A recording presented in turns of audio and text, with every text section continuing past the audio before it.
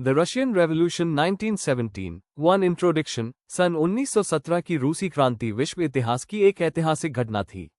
उस समय रूस एक पिछड़ा औद्योगिक देश था जहां जार निकोलस द्वितीय का निरंकुश शासन था। लोग गरीबी, अन्याय और असमानता से परेशान थे।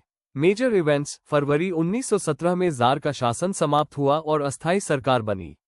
अक्टूबर 1917 में बोल्शेविक पार्टी के नेतृत्व में मजदूरों और किसानों ने क्रांति की और समाजवादी सरकार की स्थापना की। Main causes. रूस में सामाजिक असमानता, भ्रष्ट और अत्याचारी शासन, मजदूरों का शोषण तथा प्रथम विश्व युद्ध के कारण पैदा हुई आर्थिक संकट, इन सबने मिलकर क्रांति को जन्म दिया।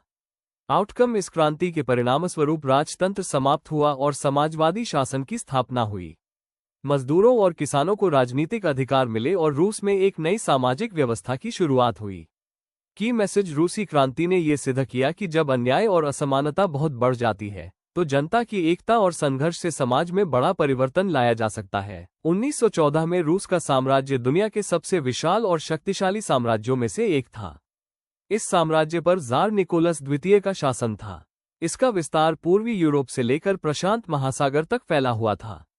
इसमें Finland, Latvia, Lithuania, Estonia, Poland, Ukraine और बेलारूस जैसे यूरोपीय क्षेत्र शामिल थे, जबकि एशिया में जॉर्जिया, आर्मेनिया और अजरबैजान भी इसका हिस्सा थे।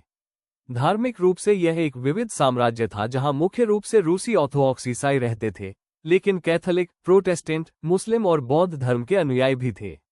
1914 में प्रथम विश्व युद्ध के दौरान रूस मित्र राष्ट्रों के साथ शामिल हुआ।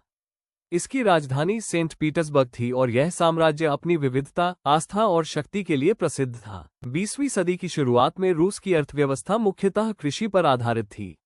लगभग 85% जनसंख्या खेती पर निर्भर थी।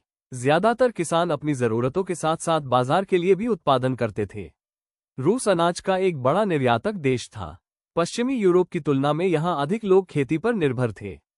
इसी समय उद्योगों का भी उदय हो रहा था। ज्यादातर कारखाने निजी स्वामित्व में थे और मजदूरों को बहुत कम मजदूरी मिलती थी।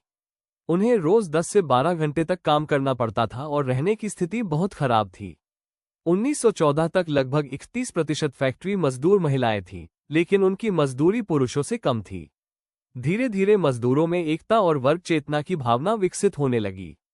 महिलाओं की भागीदारी ने समाज में समानता और सामाजिक परिवर्तन के नए विचारों को जन्म दिया। इस प्रकार रूस का समाज कृषि, उद्योग और समानता के सपने पर आधारित हो गया।